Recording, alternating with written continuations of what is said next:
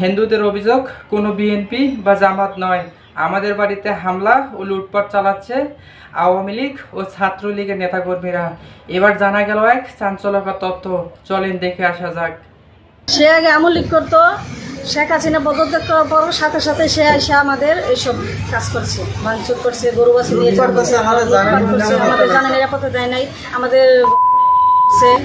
আমাদের মাননীয় প্রধানমন্ত্রী শেখ হাসিনা পদত্যাগ করার পরের যেদিন পদত্যাগ করেছে সেই দিন বিকাল 4 ঘটিকার দিকে শীর্ষ সন্ত্রাসী রুবেল বাহিনী, রকি এবং সেকেন্দার বাহিনী প্রায় 400-500 লোক নিয়ে আমাদের গ্রামে হিন্দু সম্প্রদায়ের লোকের উপর এবং আমাদের মুসলমান লোকের উপর অতিরিক্তভাবে হামলা, লুটপাট, ভাঙচুর, প্রত্যেক ঘরে থেকে স্বর্ণ গয়না, গরু, ছাগল যার যা কিছু আছে লুট করে নিয়ে গেছে। দর্শক, তারা কি মনে হচ্ছে আগে আওয়ামী লীগ করতো, বর্তমানে শেখ হাসিনা পতন হওয়ার পরে তারা বিএনপি দিবু ভুইয়ার নাম ভাঙ্গাইয়া রুবেলের ভাই রাসেল ছাত্রলীগের সহসভাপতি সে বলছে প্রকাশ্য দিবলকে উপরের নির্দেশ, দিবু ভুইয়ার নির্দেশ, এই জন্য আমরা সব বাড়ি ঘরে হামলা চালাইতেছি, লুটপাট চালাইতেছি, এই কথা সে বলেছে।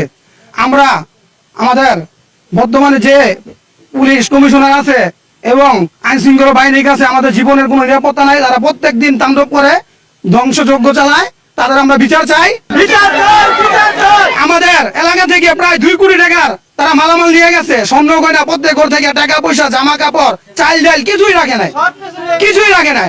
তারা শুধু আমাদের এলাকায় না, আমাদের পাশের এলাকায় প্রত্যেক ঘরে ঢুকিয়া প্রত্যেক দিন গণহারে ডাকাতি করতেছে, প্রত্যেক দিন। সেকেন্দার রুবেল, রকি বাহিনী।